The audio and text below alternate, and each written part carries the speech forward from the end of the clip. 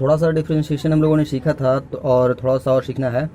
यहाँ पर हम लोग ट्रिग्नोमेट्रिकल फंक्शन का डिफ्रेंशिएशन सीखेंगे।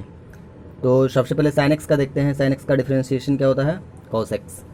फिर उसी प्रकार से कॉस एक्स का डिफ्रेंशिएशन क्या होता है? Minus sine x.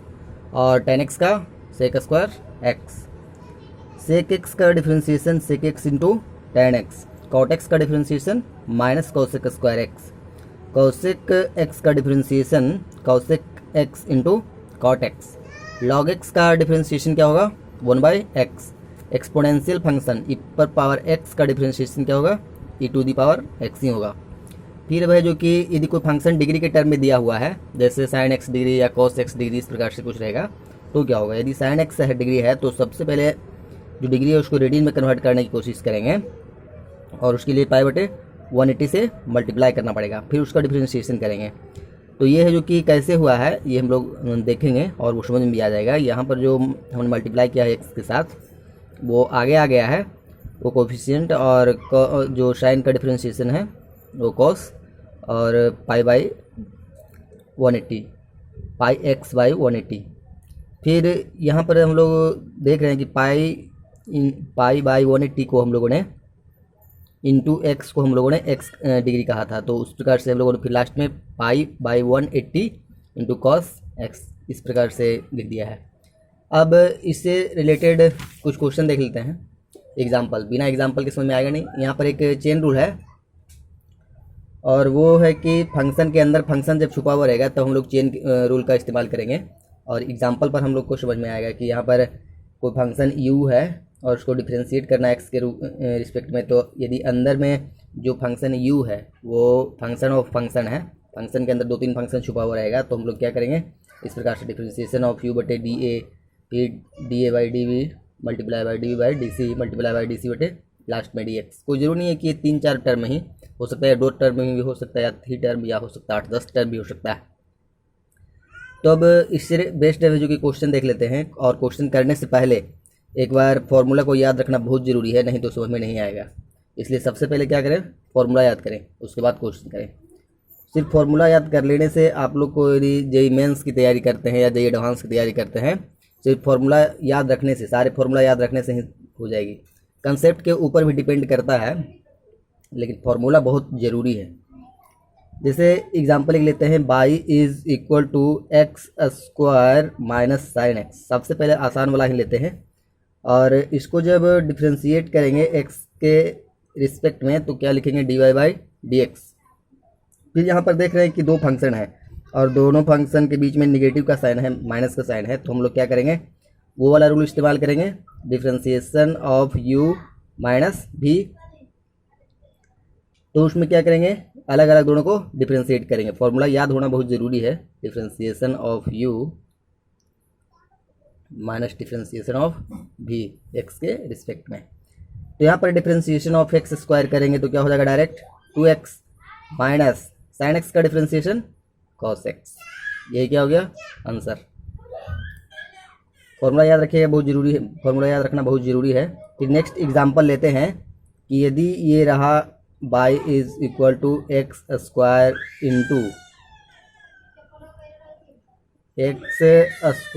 Into sine x, तो इसका डिफ्रेंशिएशन करने के लिए सबसे पहले हम लोग देखेंगे कि कौन सा रूल का इस्तेमाल करेंगे, कौन सा रूल यहाँ पर अप्लाई हो रहा है और कौन सा फॉर्मूला का इस्तेमाल होगा।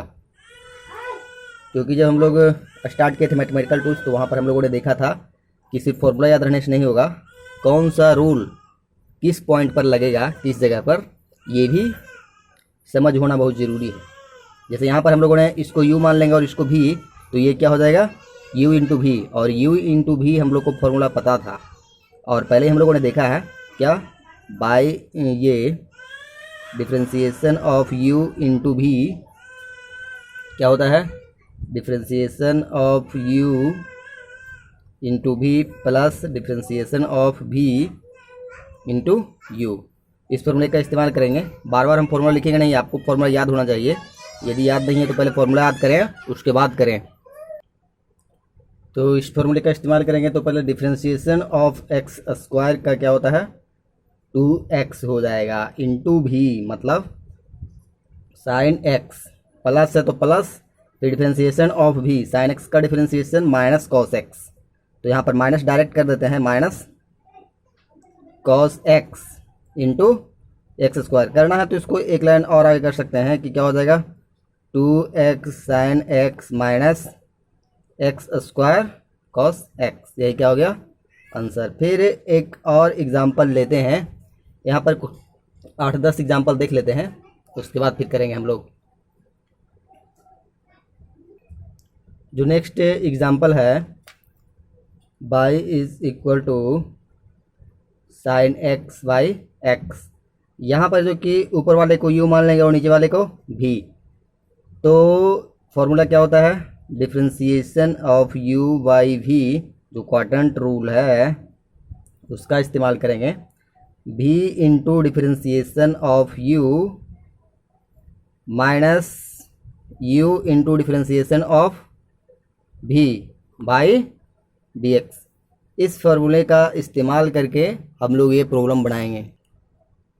ओ सॉरी, यहाँ पर होगा v स्क्वायर, तो पहले v है x into differentiation of u, sine x का डिफ्रेंसिएशन cos x, कैसे आ रहा है, साइन x का डिफ्रेंसिएशन क्या होगा cos x माइनस u किसको माने हैं, साइन x को, और differentiation of v, differentiation of v का क्या होगा 1 होगा, बाई v स्क्वायर मतलब x स्क्वायर, यही क्या होगा डायरेक्ट आंसर हो गया। या इसको एक लाइन में और कर दो तो यह क्या हो जाएगा, x cos x minus sine x by x square, ये क्या हो गया आंसर। फिर y इज इक्वल टू है 5x प्लस cos x, इसका डिफ्रेंसिएशन बिल्कुल आसान, इसको u मान लेंगे और इसको भी और दोनों को क्या करेंगे, अलग अलग डिफ्रेंशिएट कर देंगे। तो 5x का डिफ्रेंसिएशन क्या हो जाएगा, 5 प्लस cos x का डिफ्रेंसिएशन क्या हो जाएगा, माइनस साइन x। तो इस प्रकार से आंसर यहाँ पर क्या हो गया, 5 माइनस साइन x, ये क्या हो गया आंसर। फिर नेक्स्ट है y is equal to sine x into cos x,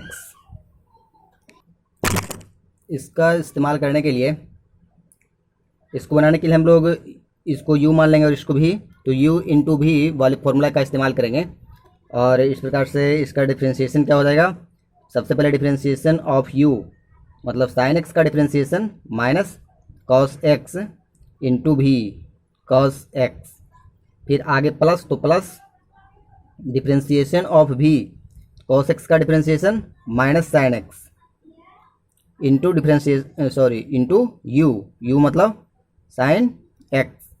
तो इस प्रकार से यहाँ पर क्या हो जाएगा, cos x into cos X, तो minus cos square x plus into minus minus sine square x, -1 का यदि कॉमन ले लेते हैं तो यहाँ पर क्या हो जाएगा, sign square x plus cos square x।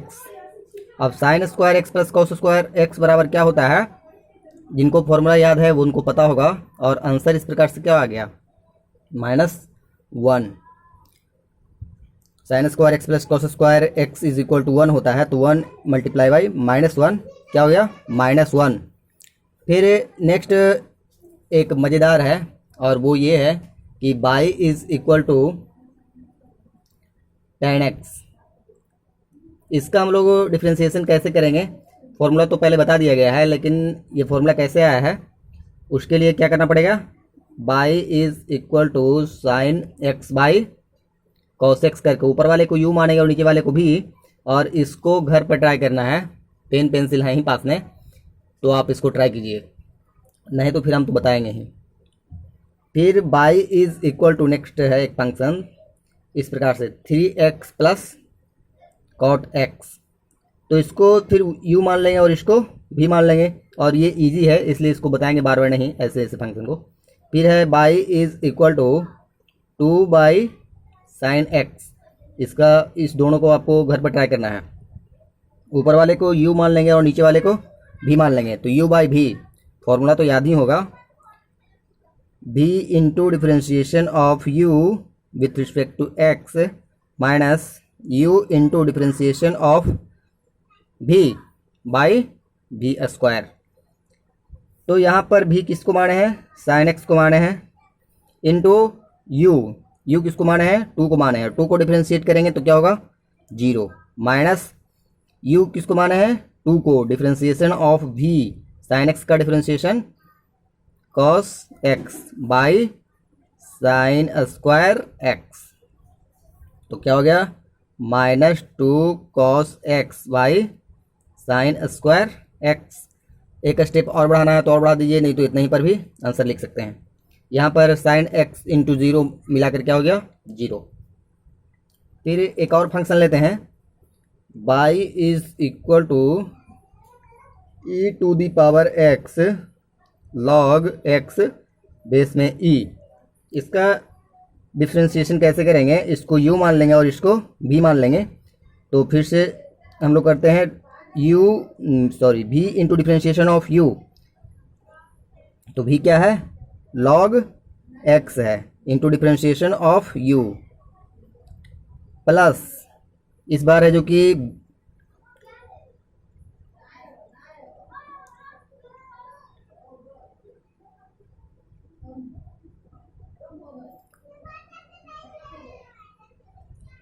यहाँ पर जो कि हम लोगों ने सबसे पहले u को डिफ्रेंशिएट किया था और v को ऐसे ही छोड़ा था।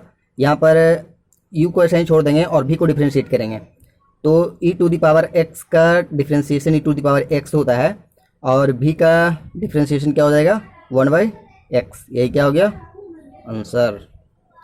फिर y is equal to next और देख लेते हैं जो चेन रूल से बनने वाला है, साइन ओमेगा t। यहाँ पर जो फंक्शन है साइन का उसमें भी एक और फंक्शन मिला हुआ है। तो यहाँ पर जो कि इसको चेन रूल का इस्तेमाल करेंगे और चेन रूल का इस्तेमाल कैसे होता है इसमें हम अच्छी तरह से सीखेंगे। तो यहाँ पर differentiation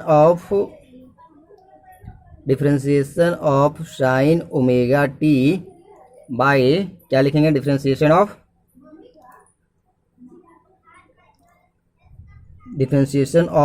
omega t multiply by differentiation of omega t by differentiation of t. यहाँ पर जो लिखाएगा डिफ्रेंशिएशन फंक्शन का dy/dt लिखाएगा, क्योंकि यहाँ जो फंक्शन है वो t के टर्म में दिया हुआ है इसलिए dy/dt। यहाँ पर हड़ाना नहीं है कि ओमेगा टी आ गया तो अब क्या करेंगे, जिस टर्म में फंक्शन दिया हुआ रहेगा dy उसी फंक्शन को लिख देंगे dt के रूप में या dx के रूप में या dy के रूप में, कुछ भी दिया हुआ रहेगा उसके टर्म में लिख देंगे। तो फिर यहाँ पर हम लोग देखते हैं कि sine omega t sine by omega t, तो इसका डिफ्रेंशिएशन क्या हो जाएगा cos ओमेगा टी इंटू यहाँ पर जो ओमेगा है इसको कांस्टेंट मान लेते हैं। तो ये क्या हो जाएगा, कोई भी कांस्टेंट रहेगा किसी फंक्शन के सामने रहता है तो क्या होता है सिंपली बाहर निकल करके आ जाता है। तो ओमेगा टी का जो फंक्शन ये डिफ्रेंशिएशन हो जाएगा उससे क्या हो जाएगा ओमेगा, और dx का डिफ्रेंशिएशन क्या होता था 1। तो इस प्रकार से यहाँ पर भी क्या हो गया इंटू 1 करना जो कुछ जरूर नहीं है। तो is equal to omega cos omega t, यही क्या हो गया आंसर। फिर उसी प्रकार से एक और दिया हुआ है कि y is equal to cos omega t, इसका डिफ्रेंशिएशन क्या होगा। तो चेन रूल का इस्तेमाल यहाँ पर भी करेंगे और यहाँ पर भी वही लिखेंगे dy/dt, क्योंकि यहाँ पर जो फंक्शन दिया हुआ है वो t के टर्म में दिया हुआ है। तो देखेंगे तो यहाँ पर भी हम लोग वैसे ही करेंगे, differentiation of cos omega t by d omega t ऐसे लिखेंगे। फिर multiply by d omega t by d t, direct ऐसे कर देते हैं, is equal to cos omega t का जो डिफ्रेंशिएशन होता है वो क्या होगा minus sine omega t into omega. इसको एक टर्म और आगे लिख सकते हैं कि minus omega into sine omega t, यही क्या हो गया आंसर। अब है जो कि हम लोग नेक्स्ट देखेंगे कि ये जो हम लोग डिफ्रेंशिएशन सीख रहे हैं फिजिक्स में इसका इस्तेमाल कहाँ पर आने वाला है, मतलब एप्लीकेशन ऑफ डिफ्रेंशिएशन। वैसे बहुत कुछ और फंक्शन देखेंगे जिसका कि डिफ्रेंशिएशन कैसे होता है वो करके हम लोग देखेंगे। उसके बाद डबल डिफ्रेंशिएशन सीखेंगे, फिर और भी मैक्सिमम मिनिमा थोड़ा सा देख लेंगे।